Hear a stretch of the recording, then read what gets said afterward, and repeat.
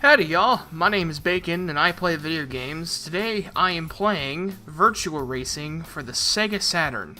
This game was released all the way back in 1994 and is a port of the arcade variant.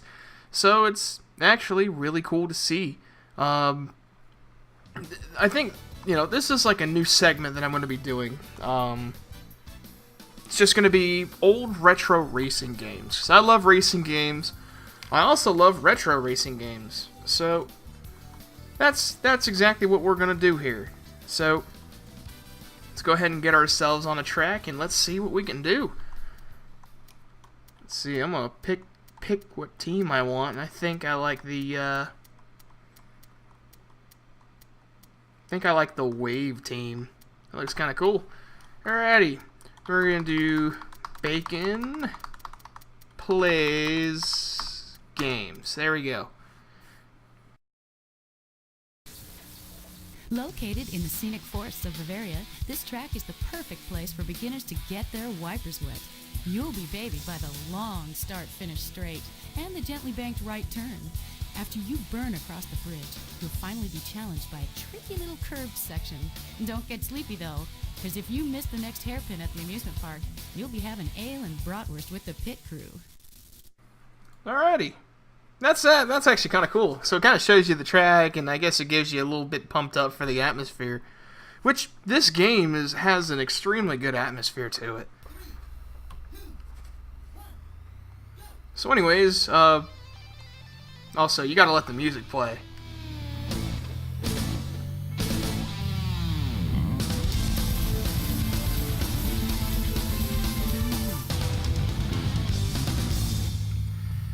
Anyways, that was the music you hear after every single start, finish line, or checkpoint, or whatever. So, I love that. I love that little feature. So anyways, this is Virtua Racing. And, in my opinion, this is one of the best racing games that was released in 1994 for a home console. So, I remember my dad talked about this game a lot when he was a kid. He would go to the arcades and they would play the arcade variant. They'd get like $5 on a Friday night. They'd head over and him and his buddy, and they would play just this game for about 3 hours. So the old arcade cabinet was cool. It had and I'm doing this all by my dad's account. I was not alive during that time. I kind of wish I was, because it seemed like a really cool time to grow up. But, anyways, yeah, the arcade cabinet. It had a steering wheel, it had a seat, it had speakers, it had all the really cool stuff you'll see in, like, modern driving cabinets today. And I also remember him talking about a game, I think it was called Hard Driving? Was it? I'm not sure, I'll have to look it up. But that might also be another game. Speaking of which, if you guys have any game recommendations that you'd like for me to play on this here series I'm going to be doing, just retro racing games, let me know, and if I can emulate it, I can play it. So, if you have a favorite game that you want to see played, you may very well just see it on here. So that'd be cool, because, to be honest with you, this is one of the first real retro games I've actually gotten myself heavily into. Because I love this game. This game is fun. It's still colorful. Quite a few years later, actually, I believe it's about 24 years old, almost 25 years old. Hey, that's pretty good.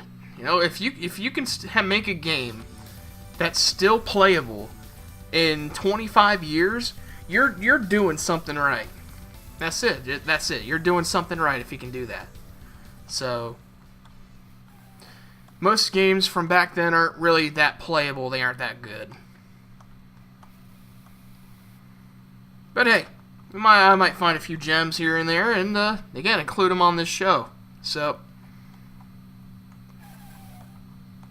anyways, in Virtua Racing, in the Grand Prix edition, you start driving go-karts, which It brings back a lot of good memories for me. I actually used to do go-kart racing back in middle school. That was my niche. I loved that.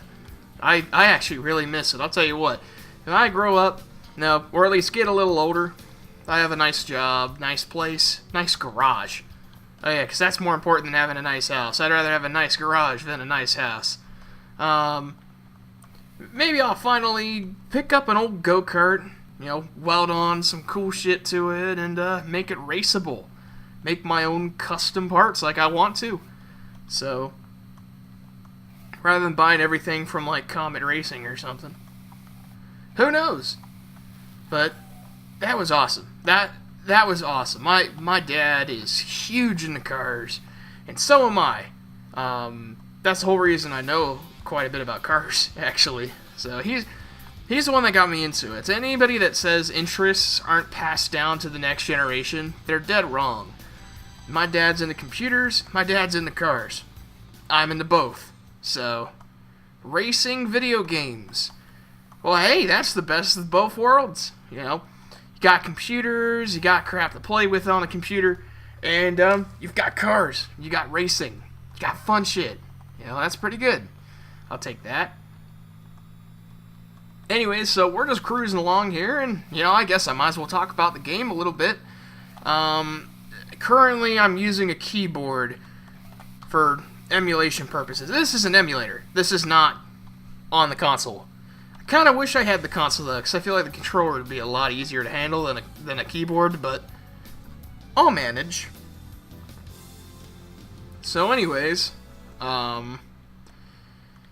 just this game has a lot of good things going for it that I don't think a lot of games at the time had. So for example, an ultra high frame rate for the time.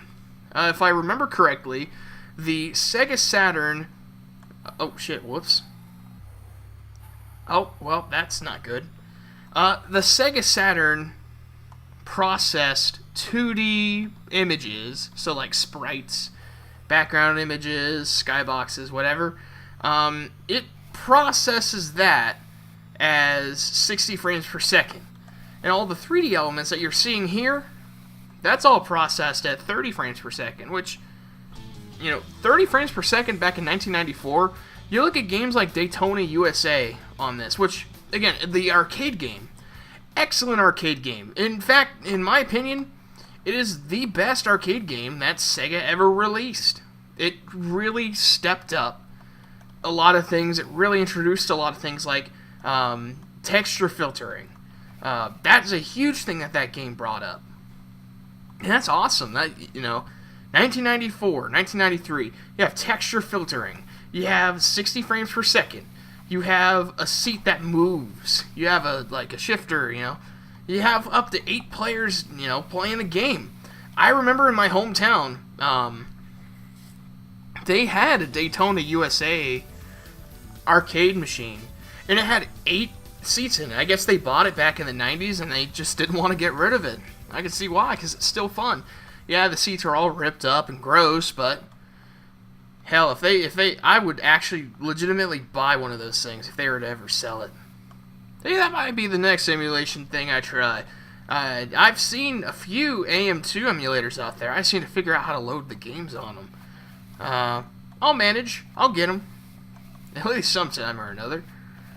So, alright, so we're coming up on our 10th lap now. Just one last corner before we make it there.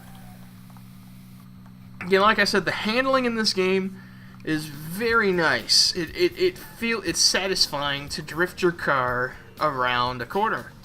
Very satisfying. They must have worked on this handling for a long time. Because I remember there's this other game that I haven't played, and I'm thinking about it. It's called Test Drive 3. It was released on MS-DOS. It was a semi-open world racing game. You could select different cars, and I believe they had a Cape Cod expansion pack. I would love to play that game. The problem is I've listened to some reviews on him, mainly a certain person. I don't really know if I want to say his name on here. I don't want to get in trouble for that. but he said the handling was complete ass. So, for me, I like the gameplay more than I like the graphics. So the graphics may have been good at the time, but the handling is ass. It's not a good game. That's not how it works. Alrighty, my best lap is 3rd. I guess that means I got the 3rd best time. Well, I kept wrecking out and whatnot, but I'll manage. I'll get there. Anyways, that loading screen, too, that's actually really cool. Usually most loading screens are static at this time, but, you know, I guess they had enough power to just be good. So, yeah, I'm going to overwrite this one, because I'm going to admit, I'm not the best at, like, emulating crap. And during a previous recording session, the thing crashed, so... The Alpine course is an absolutely beautiful track, and it'll take someone with ice water in their veins to get through it unscathed. Better slap on some high traction studded snow tires, because nobody ice skates backwards at 150 miles an hour. We got tunnels, we got turns, and we got ice and snow, so buckle up, babies, and get ready to freeze. Alrighty then. Like I said, kind of setting the tone for the track. And here's another thing that old games like this use, right? Modern games, nowadays, they can pretty much do anything they want with the graphics. They can do anything they want with the gameplay. Their hardware is their oyster. The problem is, with it kind of loses a charm about it. Like, these games are primitive. Yes, I'm going to go out and say, this game is extremely primitive for a racing game, but it has a charm to it that I don't think many racing games capture anymore. It took what it had and it made the best with it. It made the best it could with it. So, any developers out there that developed this game and are still around and, hey, you might be watching this video, you might not. I don't think this video is going to reach too many people, but, I can dream. I would actually love to talk to one of the developers of this game and actually kind of ask him, how did this game come about? How did you rebuild the entire engine just for the Sega Saturn or the Sega 32X? Because it was released on the Sega 32X as well. 32X being a Genesis add-on. Was it just a port, or was it just a completely new game under the hood? Just kind of looked the same. Who knows? This track is really fun, by the way. I love this track. It's very easy to wreck out on this track, but it's also really satisfying when you get it right. Like I said, the handling, if you have never played this game, go get yourself, is it pronounced Yabas? Yabus? Yabase? Yabeos? I don't know. It's the Sega Saturn emulator. Go grab this game off of a website. There's tons of them out there. Give this game a shot. Give it a fair shot. It doesn't take a lot of power to run. The one thing I am going to recommend, and I noticed this when I first started this emulator, you want to limit the frame rate, because my computer was actually processing this emulated hardware at 173 frames. The problem is the hardware speed is directly tied with the frames, so it was only supposed to run 60 frames per second. Basically, the game was running twice to 3 times as quick. You want to know how I figured that out? It was really hard for me to drive, and the music sounded awful. Now, I remember my dad telling me that the music was great. So, which, by the way, it totally is. But, anyways, I got that fixed, and hell yeah. Also, if you have, like, an Android phone or a Samsung phone, something that runs some flavor of Android, there are actually multiple different types of emulators that can run the Sega Saturn. Eabus is also an example of what you can run on Android. I literally have it running on my Android. I get bored at class, so, during break, just whip it out. I got a little controller hooks up via USB-C, and bam! I got a game. I got a racing game. During my 15-minute break, I could sit there and just chill out and kind of let my mind wander as I drive around. It's kind of good, kind of nice. Anyways, coming up on our 4th lap here, taking this corner nice and inside. Like I said, nice and satisfying. Now I just need to get myself up to 1st. So the nice thing is, they start you off in the go-karts. And while that may seem slow, it's just go-karts, it's not very fun, it's actually kind of nice. It lets you kind of get used to how the tracks are built, how stuff reacts to everything. So, it's pretty nice. This game was well thought out for what they had at the time.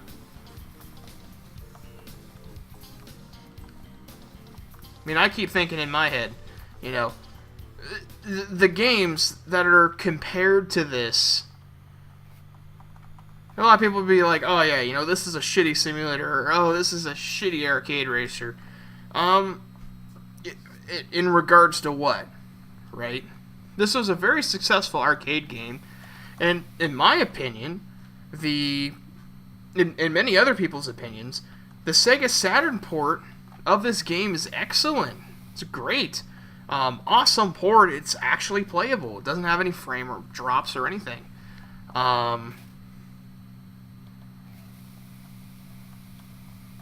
Just what you have to remember is this was released in 1994. You have to compare it to games from that time period. So we didn't have Gran Turismo, we didn't have Forza, we didn't have Ridge Racer, or any other kind of arcade or simulation style racing games. In my opinion, this is just more of a laid back game.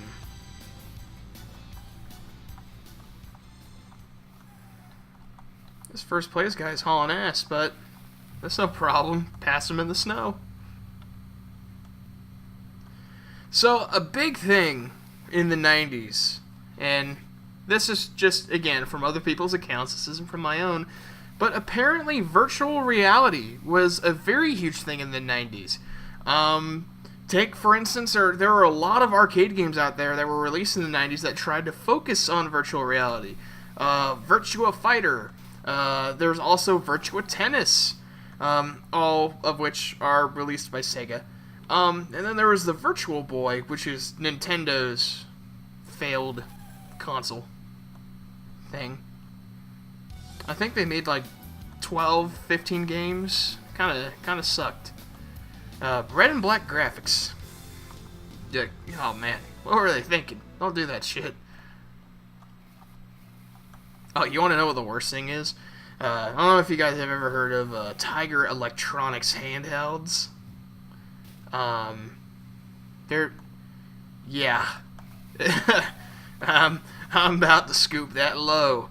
For anybody who's unfamiliar, these were little quote-unquote games that used really shitty LCD cells that were meant to kind of show animation, but they just ended up being ass. A lot of the games didn't really age well. A lot of the games didn't even play at all. Just terrible. But it was cheaper than a Game Boy, which is what they were trying to compete with. So for a lot of kids in the 90s, it was either those little shitty electronic games or nothing. Which, it's fine. I'd rather not buy a $20 Tiger Electronic game and save up a bit and get myself something nice. Now those LCD screens, they've been done before, and they've been done successfully. The Nintendo Game & Watch series, for example, that was from the 80s, and that was great fun back then. A game wherever you went. That's awesome. That's cool. And honestly, people are still obsessed with that to this day. Look at the mobile gaming market. People are just wanting something that they can put in their pocket. They have, for example, something recent, Fortnite and PUBG. You know, Player Unknown's Battlegrounds? No, I don't know. I've never played both of them. I probably should give them a shot, because I've heard some okay things about them. But yeah, mobile gaming creators. And, you know, say what you want about mobile games. I don't really play standard mobile games. I'm the weird nerd in the corner that just gets an emulator running on his phone and plays F-Zero on his Nintendo 64 emulator and using a PS4 controller to control it. That's a legit thing, though. That's actually what I use.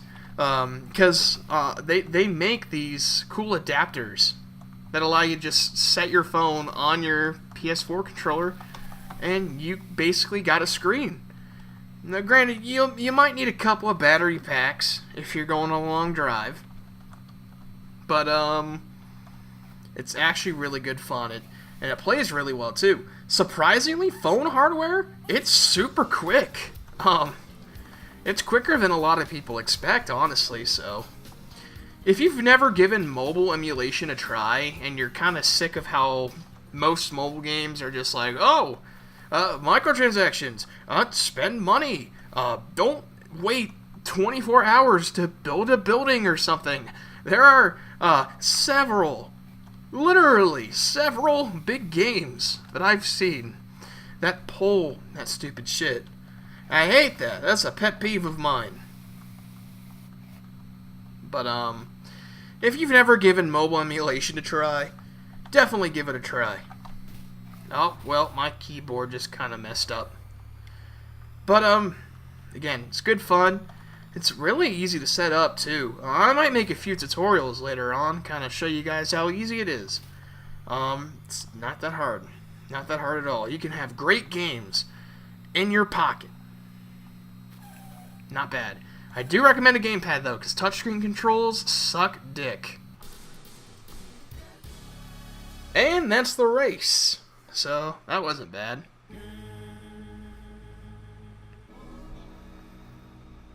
And just the music at the time, the atmosphere of this is awesome. This is a great game. So, our best lap was a minute flat. That's not bad. I bet you I could get down to 59 seconds. And that's another thing with this game. It kind of makes you want to get faster. It makes you want to play. So that's pretty cool. Push start continue. Save game. Yeah. Oh, hang on. Bam. Like I said, it's kind of hard doing this with a keyboard. So I think it glitched out a little bit. No, because we already saved the game. Am I sure? Yes, I am. There's going to be a few glitches here and there. You know, it's a 1994 game. So give it the benefit of the doubt. Alrighty, well, that was a couple of races. I think I'm going to try to keep these down under 25 minutes, because that'll be kind of, you know, you can sit down, watch it on a break, and bam, hop back to work. Or school, or wherever you're at. So, hey, wherever this video finds you, I hope you have a great day. I hope you have a good rest of your week. Hope things look up for you, because I know a lot of people kind of need a little bit of cheer in their life. So, hey, if I could be the one to give it to them, well, damn it, I'll do it. So, anyways, this has been Bacon, and I will see you all in the next episode. Have a good one, folks.